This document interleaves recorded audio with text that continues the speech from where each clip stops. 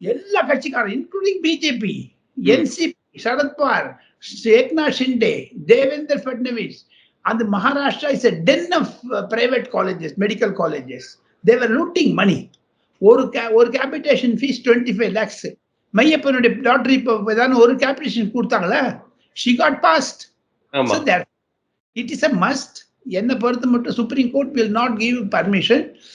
ஏன் மு.க. ஸ்டாலின் முதலமைச்சர் தேர்தல் வாக்குறுதி நான் ஆட்சிக்கு வந்தவுடன் எடுப்பேன்னு சொல்லி சொன்னார். 3 வருஷத்துக்கு முன்னாடி போய் சொன்னார். அந்த பொய் சொன்னதுல மாட்டின்ட்டாங்க. ஏங்க சார் அவர் சுப்ரீம் கோர்ட் போய் வேவு கேட்க மாட்டேங்கிறாரு? பார்லிமெண்ட்டை முடக்கிறாங்க, தமிழ்நாடு அசம்பிளியில ரெசல்யூஷன் போடுறாங்க, மூக்கு எப்படி தொடறாங்க?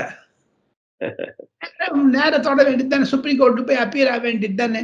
போய் என்ன லீகல் சேதம் இருக்குதுங்க? ஒண்ணு கேட்கறேங்க கணேஷ், நீட்ல சுப்ரீம் கோர்ட்டுக்கு போக வேண்டியது தமிழ்நாடு அரசாங்கம்.